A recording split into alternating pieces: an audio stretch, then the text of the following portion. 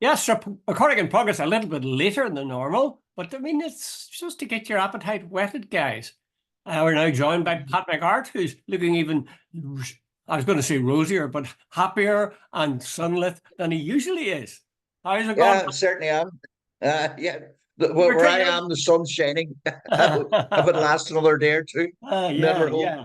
Like stuff, certain important substances are very cheap, and I'm not talking about drugs now. Okay, enough such badinage. There's quite a few stories, Pat, that I think are worth investigating. And one has always baffled me a bit. You remember that helicopter crash in Kintyre with all those security people on it? And Yeah, everybody perished. Everybody. The four pilots, uh, and there was something like 30 top security people, top yeah, Secret Service people, top RUC special branch men, just a huge number of the cream of the secret service, I suppose, in the yeah. north. And they say that they were on their way to a meeting, which was going to be important in terms of moving towards some sort of agreement with the Republicans. Um, the widow of one of the people is saying that they must have an open inquiry. They must get all the details of what happened. That um, the people who are in charge have been hiding all of this, sitting on it. Uh, Now, Mm. is she a conspiracy theorist and therefore out the windy, so to speak, or is officialdom keen to keep its ugly innards out of public view? What do you think, Pat? Dude, I watched the program some time ago. I think it was a two-parter. It's Yes, about the that's right. whole They thing of mentioned that. They mentioned that actually. Yeah. yeah, and there were a lot of question marks just asking about the whole. For starter, the helicopter, there was known there had been faults with it, and so on. And then I think they tried to blame the pilot, and I think his widow is sort of saying he was taking the blame for something that wasn't his fault. But the other thing as well, Jude, these guys were the creme de la creme of the spook world. These guys.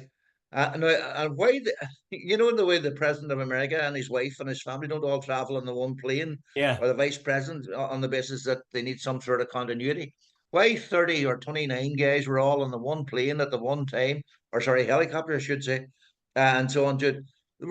Now, I don't know if it's a conspiracy theory, but they were all supposed to be meeting up somewhere off the island of Ireland, anyway. And what they were meeting up for, I really genuinely don't know. But there were so many things that went on back in the day. I don't think anybody's saying there was anything untoward as regards their deaths, as far as I know. But there are those who said there was something very dodgy about the helicopter and why that one was used, if I remember correctly. Well, I think two things. One is this thing about the record of the helicopter, that type of helicopter. Apparently, it was known that it had problems. So for it to be Yeah, used seems to me, but fairly shocking. But even more shocking than that is your point about the president and the vice president. Putting all those people on one vehicle, in this case, a yeah, dodgy helicopter. It seems unbelievable. Now they were going to a meeting, and you could say, well, it's just a little sort of a short jaunt across to Scotland. But at the same time, to put them all there together on the, I would be very suspicious, and I think at the time a lot of people were very suspicious. How come? Like there was top special branch RUC men there, not just run of the mill people, but really top yeah, people, top people in the spook world for British intelligence. yeah. As you say, the creme de la creme. I'm sort of amazed that people haven't made a fuss about this. I can see how the widow of the pilot would make a fuss of it because it would mean something to her. Why haven't other people done it? Is everybody saying, well, we know there's something went on there, but they're better just draw a veil over it? Yeah, I think Jude, as usual, and with things like this, memory can play tricks. And I think the father of the pilot had been on, and he said his son was being the sort of scapegoat for something that went on. But Jude, the question then, of course, if you go really down the conspiracy theorist, did something deliberately happen? Was there something going on? No, and the spook world, you never know what's going to happen. But like, I don't think so, Joe. Surely someone somewhere would have broken ranks at this stage and said, "Look, that helicopter was doctored. Wait a minute, this was deliberate sabotage to get rid of the spooks." Why would they want Surely to get there rid of would be a them? whistleblower somewhere. Jude.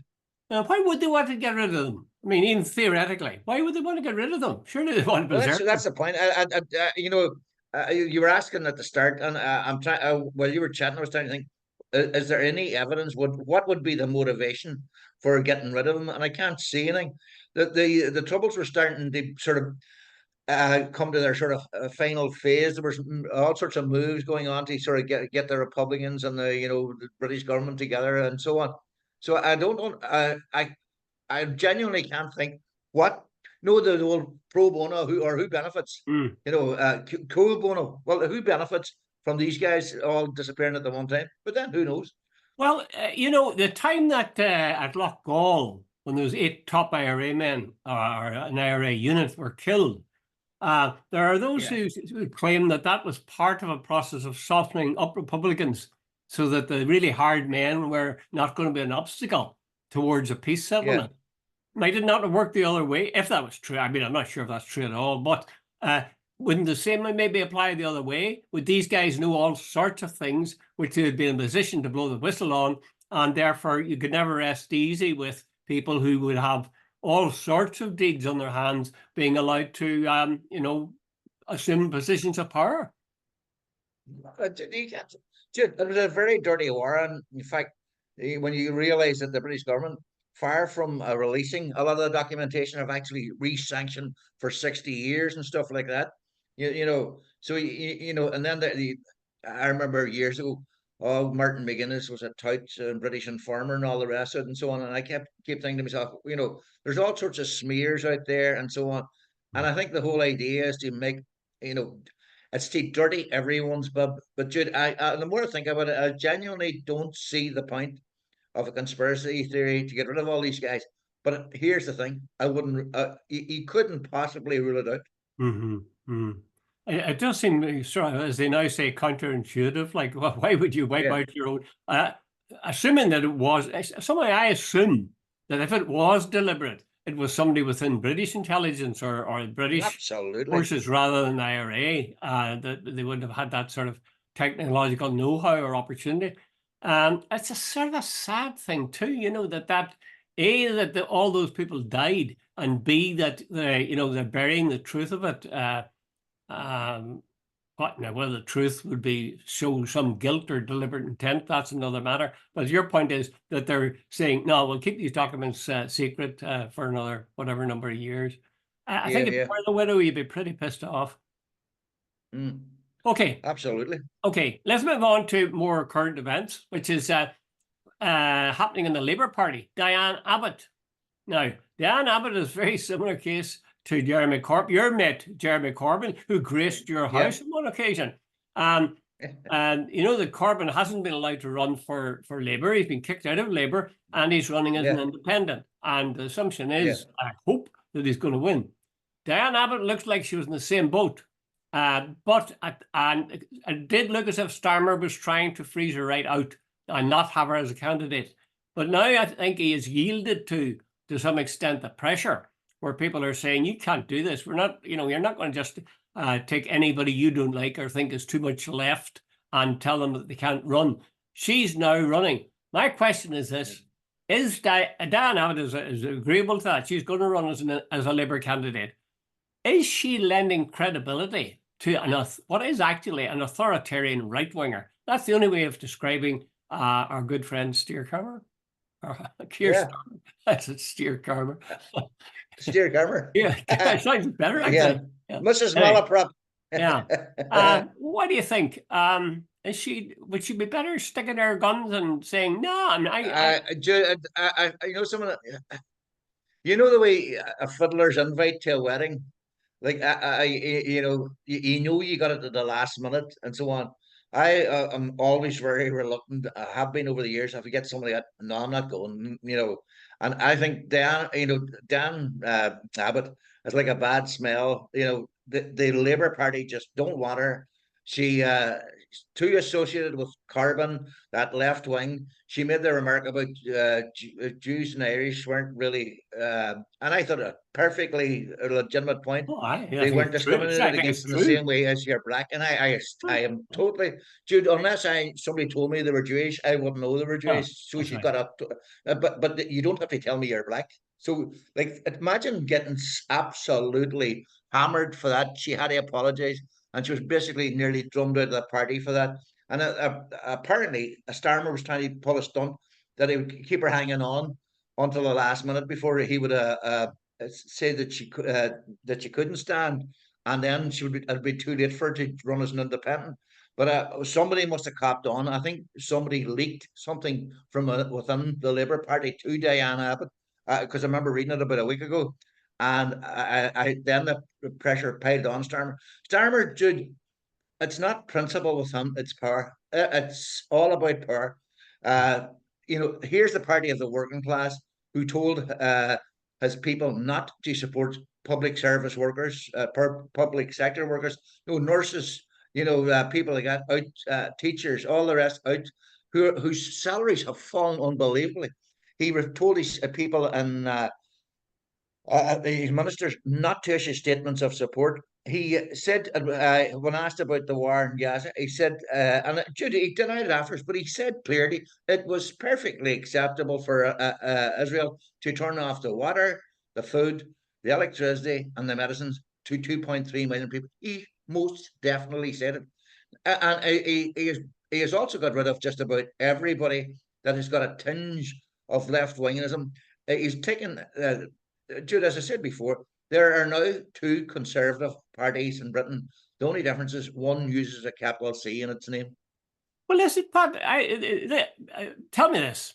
You and I say this week after week, actually, about the Labour Party and about the injustice of what happened to Jeremy Corbyn. I mean, it's so unreal, it's laughable almost, except it's tragic for his political career. I mean, the idea of him being anti-Semitic, for God's sake, It's good for a it laugh. just Yeah. doesn't even begin to make sense. And then Diane Abbott making that statement is patently true.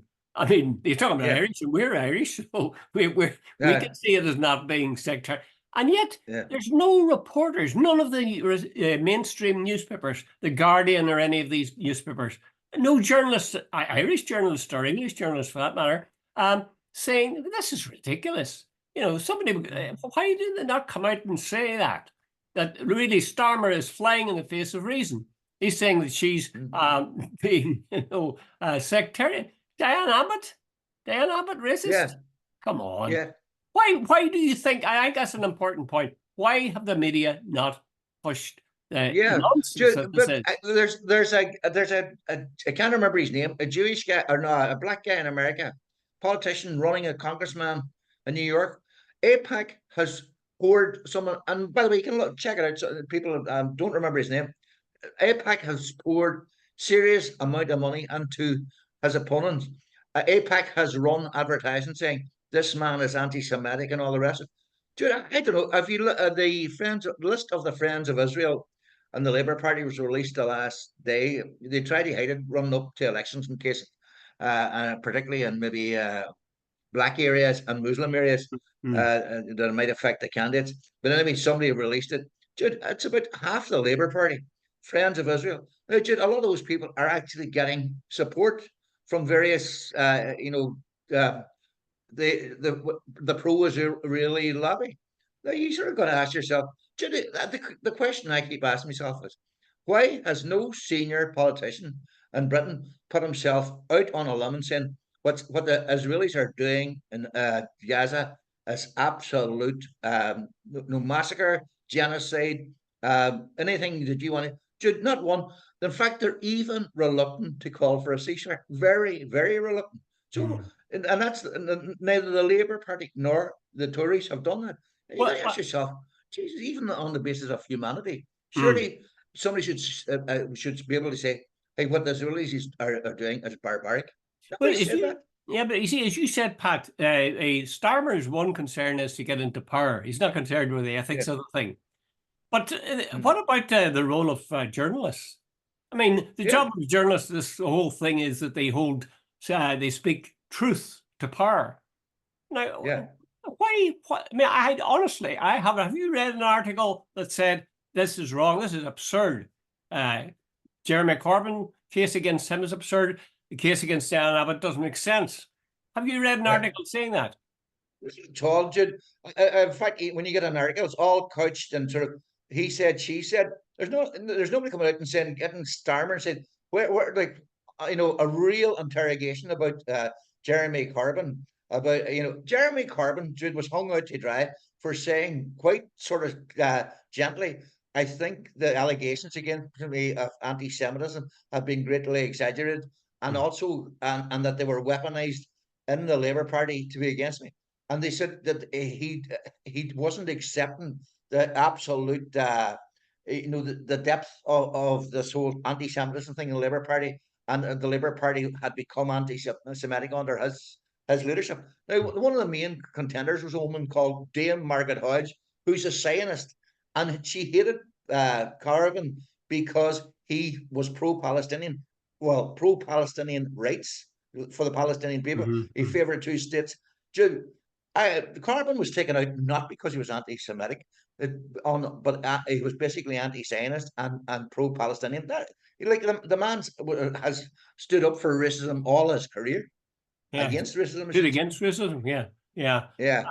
Again, I come back to this thing about why won't they see the media? Why won't they weigh in and say, what seems to be blindingly obvious? At least a few of them, because there was a time when there was an election on, where you look carefully at the leader of the parties, particularly Labour. You remember Tony Blair essentially went with his begging bowl to Rupert Murdoch to get his blessing. Yeah. And he got the blessing. So it wasn't torn to shreds by the Sun and all these right-wing newspapers. Yeah. That doesn't seem to be the case anymore. They seem to have lost their power. But even as they've lost their power, the other left, I suppose you call them vaguely left-wing journalists or newspapers, they've lost the power to open their traps and speak the truth. Yeah.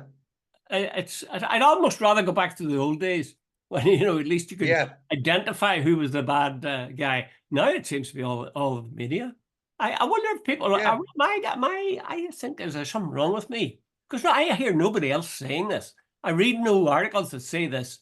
I get, for example, the Kintyre on post my email, and even there, I don't read articles where they're really getting stuck into this notion of Jeremy Corbyn being anything but a decent man, and I don't get stuck in terms of Diane Abbott as well. Anyway, would you what would you do if you were in Diane Abbott's shoes? And then we'll leave this. Would you? Jude, I would have stood as an independent. Would you for John? No, I'd have run as an independent. Jude, I think anybody that would examine the facts dispassionately, and her position, she should have realized she was basically getting shafted. That she's not really wanted. There's that. I think she's in the wrong party. Now, maybe she reckons she won't get elected as a standing in as an independent. Corbyn probably will.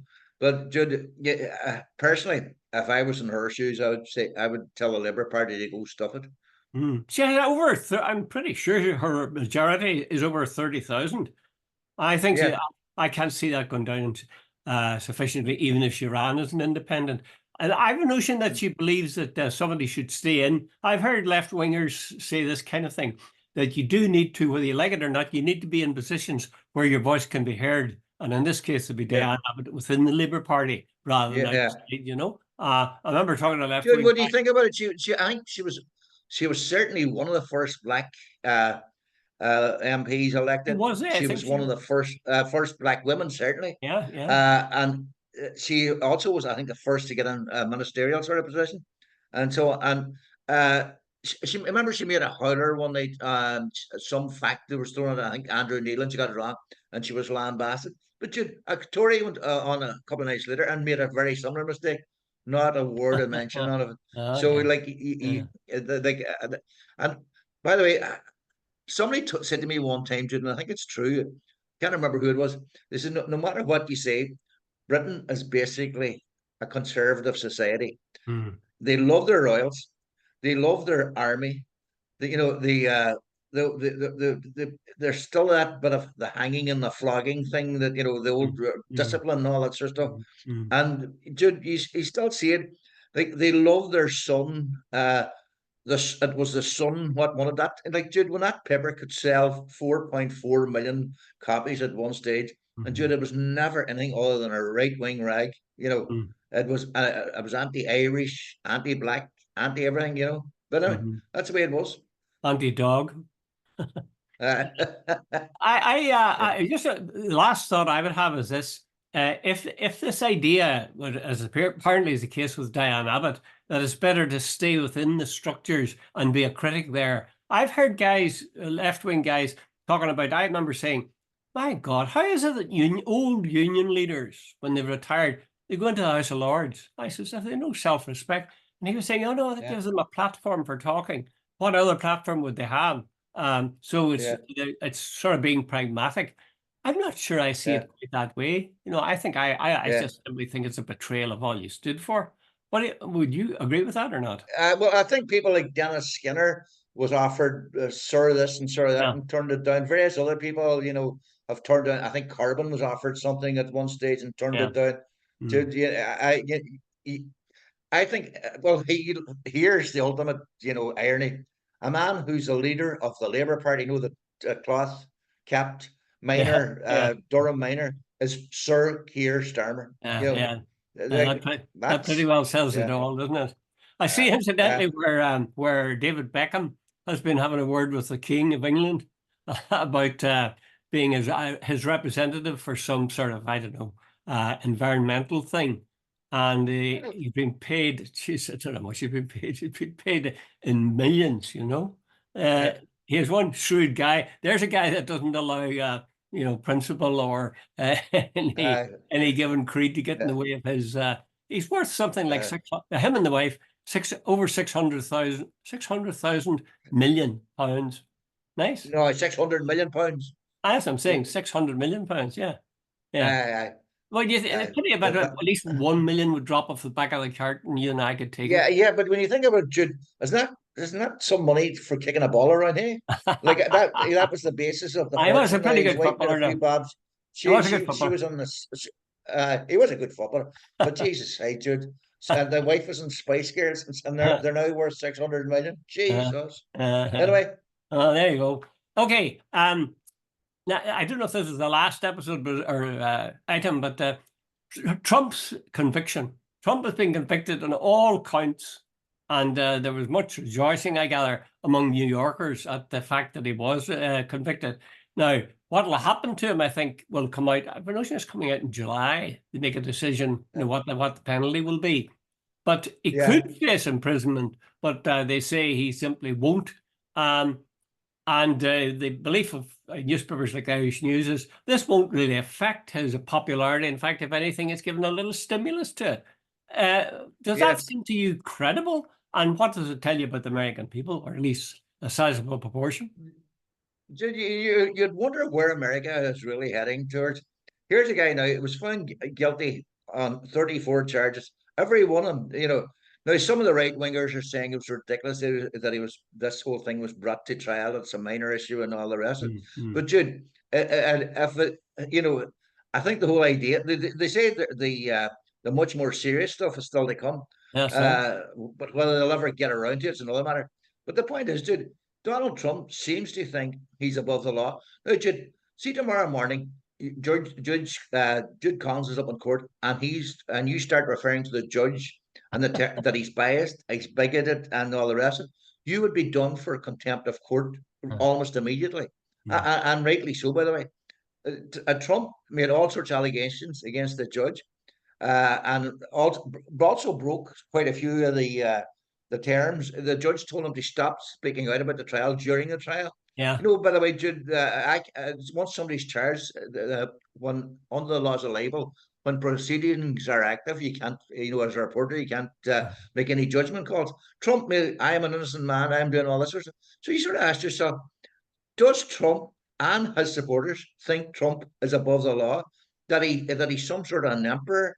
That the law doesn't apply to him? No. What gives? Well, it'd be fair now, Pat. The judge did charge him $1,000 each time he refused to follow his directions to keep his mouth shut. But as somebody who reported it said, like $1,000. I mean, he wouldn't even take it off the bottom of his shoe. It's just Yeah. nothing. Absolutely pointless sort of thing to do. Um, I find it difficult to understand, yeah, and I think a lot of people like ourselves and others have been grappling with this since Trump emerged before 2016. But this is the thing.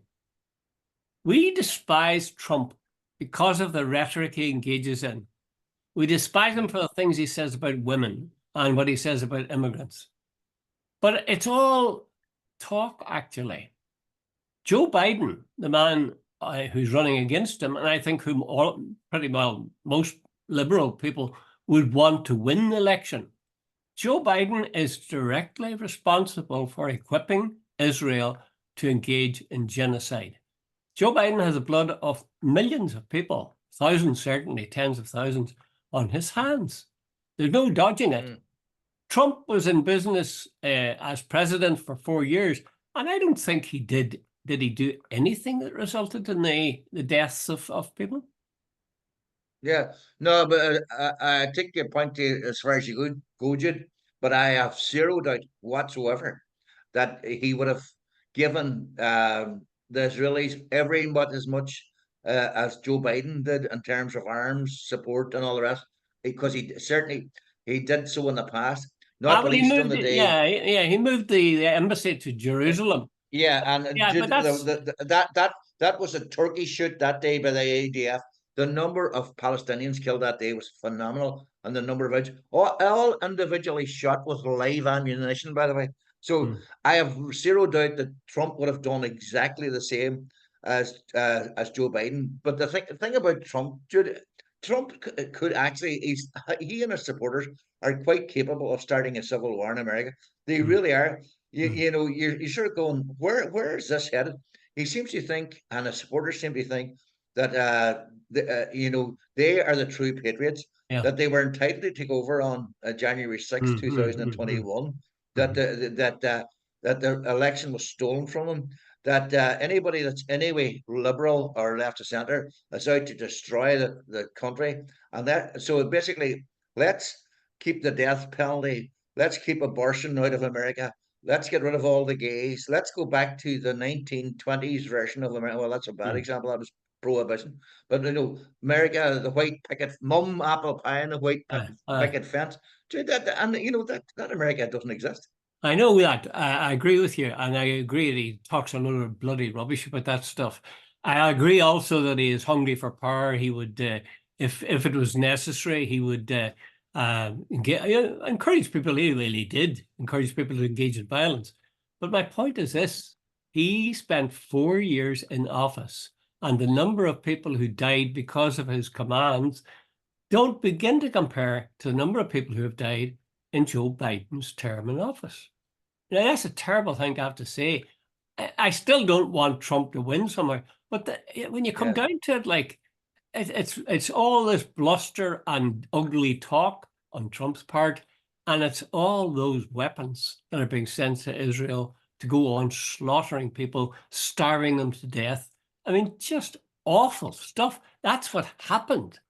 Trump talked like he might do it, but he didn't do it. That's the difference. Yeah.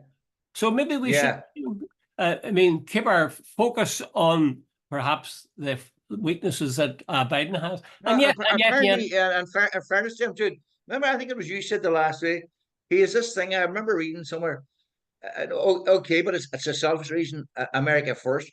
But the good part of it is, why should we be the world's policeman? Why should we get in, and why should we get involved in conflicts all over the world? And there's a certain element of truth in that, because I often ask myself, if I was the mother of or father of some young soldier, why was he dying in Iraq? Why was he dying in Afghanistan? For what? Or Vietnam? And a lot of these stuff are sort of geopolitical things. And like what possible benefit was the war in Vietnam to America. There's a song that John Prine, I think, sang, where he talks about the old couple talking about they lost their son Joe, I think, in an Hello in old there. Korean So, War, and he still doesn't know what it's for. And I mean, that's must be uh, true of any number of people. But yet you see people have been duped into this thing. Thank you for your service, and glorious death that you died. yeah, And I can't believe it. Two quick ones, Pat, because really we're short of right. time. 3 minutes, 90 seconds roughly each.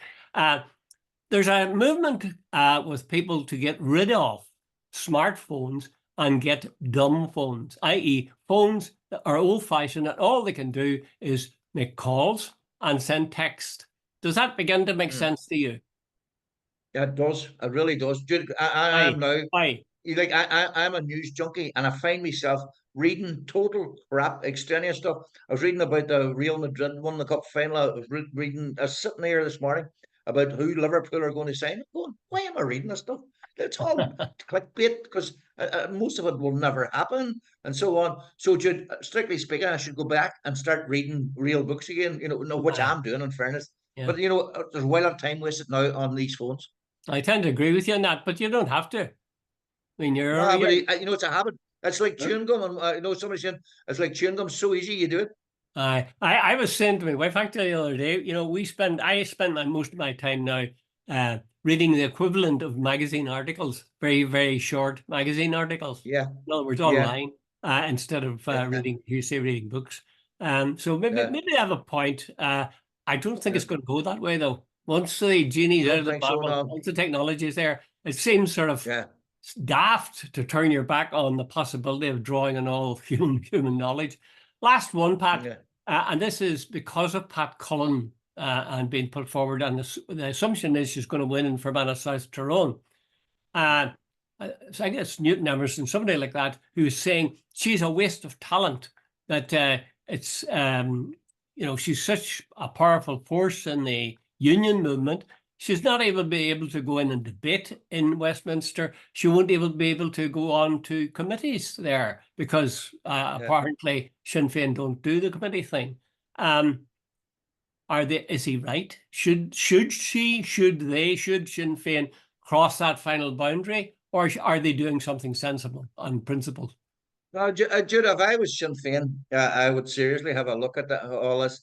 You use bow and arrows. What 10 centuries ago, 1,000 years ago. You use missiles today. Times change, things change, tactics change. And as I said to you on Friday, I think we're moving into the final stage of this Irish unity, and Mm. I would think the far greater power thing could now argue in the seat of power in Westminster why Irish unity should go ahead. And I Yeah. think if Sinn Féin becomes the biggest party in the next election, we should have a serious look at that abstentionist policy. You could be right. Just final thing I would say is it's an eloquent gesture which tells people all the time